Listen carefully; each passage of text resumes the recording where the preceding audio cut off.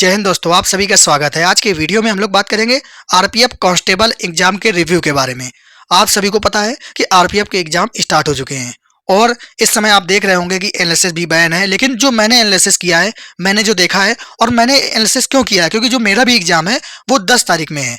तो जब मैं एग्जाम दे के आऊँगा तो कुछ और अच्छी तरीके से आप लोगों को एक्सप्लेन कर पाऊँगा, अच्छे से बता पाऊँगा। इसीलिए मैं एग्जाम के रिव्यू देख रहा था, एनालिसिस कर रहा था कि किस तरीके का पेपर आ रहा है और लगभग कितना अटेम्प्ट हो रहा है, कितनी अटेंडेंस हो रही है।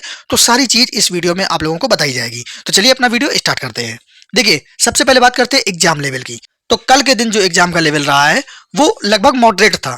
कल की पहली shift, second shift, third shift वो रही है हमारी मॉडरेट, क्योंकि जो लोगों ने बताया था, जितने उन लोगों ने अटेम्प्ट किया, जो जो उनको समस्या हुई है वो चीज़ मैंने पता की है और वही मैं आप लोगों को बता रहा हूँ। उसके बाद हम लोग बात कर लेते हैं मैथ के लिए। तो देखिए, मैथ जो आ रहा है इसमें मॉडरेट आ रहा है, और मैथ में जो सबसे बड़ी समस्या आ रही है, जैसे सीआई और एसआई के प्रश्न है, लगभग 2 से 3 प्रश्न आ रहे हैं दोनों के। लेकिन इस बार जो सबसे बड़ी समस्या आ रही है कि हर एक प्रश्न लगभग 5 से 6 लाइन का है, मतलब लैंग्वेज वाले प्रश्न आ रहे हैं। और लैंग्वेज वाले प्रश्न होने की वजह से थोड़ा सा टाइम भी आपसे ले रहे हैं। अगर लैंग्वेज होगी तो आप पढ़ोगे, उनको समझोगे। तो जब मैथ में कोई प्रश्न आपका ज़्यादा समय लेगा तो टाइम मैनेजमेंट में दिक्कत आएगी।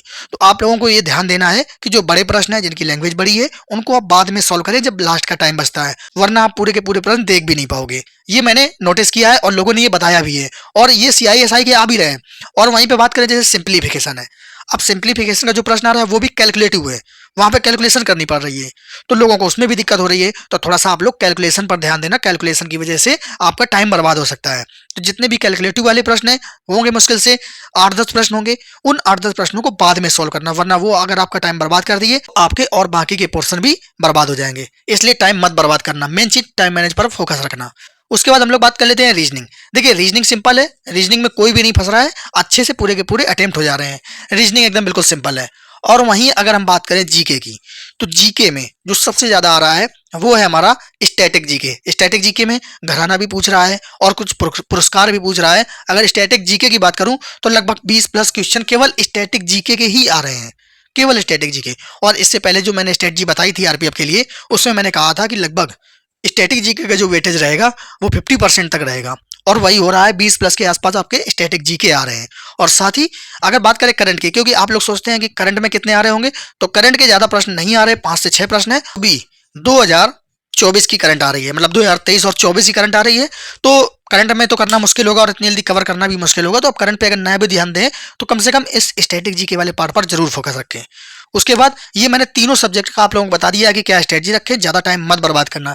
उसके बाद जो अटेंडेंस है, वो अटेंडेंस अगर हम लोग मेल की बात करें तो लगभग 60 से 70% अटेंडेंस हो रही है, जो लगभग अधिकतर एग्जाम में होती है। जो भी रेलवे के एग्जाम होते हैं 60 से 70% ही अटेंडेंस रहती है। वहीं अगर फीमेल की बात करें तो फीमेल की अटेंडेंस थोड़ी सी कम है, लगभग 50%, और कहीं कहीं सेंटर पे तो 50% से कम भी फीमेल की अटेंडेंस है। तो मैं एवरेज 50% मान के चलता हूँ। तो ये अटेंडेंस है, तो फीमेल के लिए जरूर कांस्टेबल में थोड़ा सा सेफ रहेगा। अब बात करते हैं जो प्रॉब्लम आ रही है, वो एक्चुअल प्रॉब्लम आ रही है हमारी टाइम मैनेजमेंट प्रॉब्लम। तो आप लोगों का अगर कैलकुलेशन कमजोर है तो थोड़ा सा कैलकुलेशन पर फोकस रख ले, जिससे कि आपका टाइम मैनेज हो पाए। और ये भी देख ले कि इस क्वेश्चन को स्किप कैसे करना है, या कौन सा ऐसा प्रश्न है जो मुझे दिक्कत होती है, या इस टॉपिक पे मुझे दिक्कत होती है तो इस प्रश्न को मैं नेक्स्ट करके आगे बढ़ जाऊंगा और बाद में चेक करूंगा। ये चीज आप लोग नोटिस कर लेना अभी से ही। उसके बाद बात कर लेते हैं लॉन्ग क्वेश्चन। देखिए, वही मैंने आप लोगों को बताया था कि एग्जाम में लॉन्ग क्वेश्चन पूछा जा रहा है।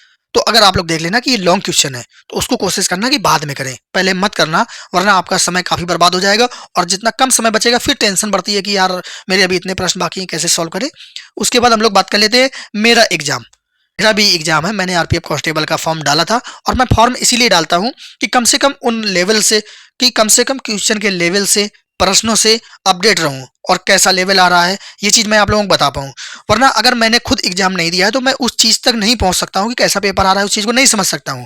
और बाहर बैठ के ये कहना कि हाँ ये पेपर तो बिल्कुल सरल था, ये पेपर मॉडरेट था, ये आसान होता है। जब आप एग्जाम दोगे तो वास्तविक वहां की रियलिटी पता चलती है। इसीलिए मैं अधिकतर हर एक फॉर्म डालता हूं कि आप लोगों को कम से कम एग्जाम के लेवल और कंपटीशन और उसका रिव्यू कर पाऊं, क्वेश्चन बता पाऊं, पेपर बता पाऊं, एनालिसिस करवा पाऊं। इसीलिए मैं क्या करता हूं कि ज्यादा से ज्यादा फॉर्म डालता हूं, एग्जाम देने की कोशिश करता हूं। मेरा जो एग्जाम है वो 10 तारीख को है, तो मेरा 10 तारीख को एग्जाम है। तो जब मैं 10 तारीख को एग्जाम दे के आऊंगा तो जरूर आप लोगों को बताऊंगा। और जब भी मैं कोई एग्जाम देने जाता हूं तो मैक्सिमम अगर 120 प्रश्न आ रहे हैं तो 50 से 60 प्रश्न मतलब अगर जीके के जो प्रश्न है ना, आप लोगों को 25-30 तो मैं ऐसे ही ओरल बता दूंगा कि हाँ हिस्ट्री का ये प्रश्न आया और जियोग्राफी का ये आया, पॉलिटी का ये आया, इकोनॉमिक्स का ये आया।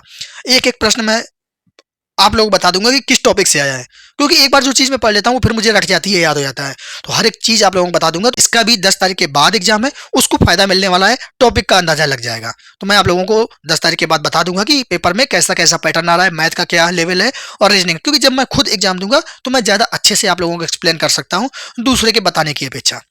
उसके बाद बात कर लेते हैं जो सेफ अटेम्प्ट है।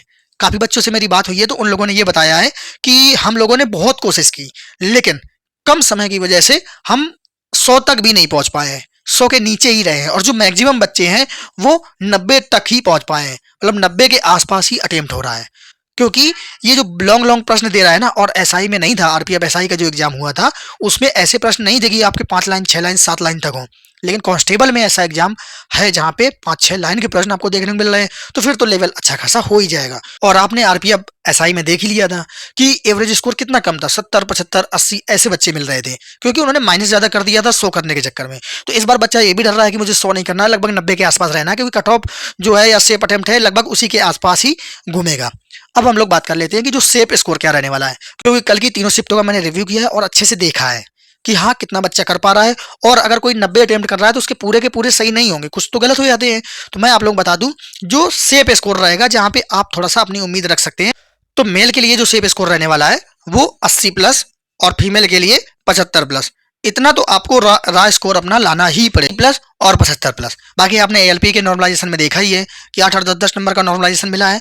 तो कोशिश करना कि आप इसके ऊपर ही रहें, इसके नीचे न जाएं, क्योंकि आप भी जानते हैं इतनी ज्यादा वैकेंसी नहीं है। तो कट ऑफ इससे कम तो बिल्कुल सोच ही नहीं सकते हैं कि इससे कम जाएगी, लेकिन आपका अटेम्प्ट 90+ होना ही चाहिए, तभी आप इतना स्कोर कर पाएंगे। तो आप लोग जरूर कमेंट करना जिसका भी एग्जाम हो गया हो कि कैसा पेपर था और कैसा लेवल आ रहा है और कितने आपने अटेम्प्ट किए हैं। आप लोग जरूर कमेंट करना। मिलते हैं फिर अगली वीडियो में। जय हिंद।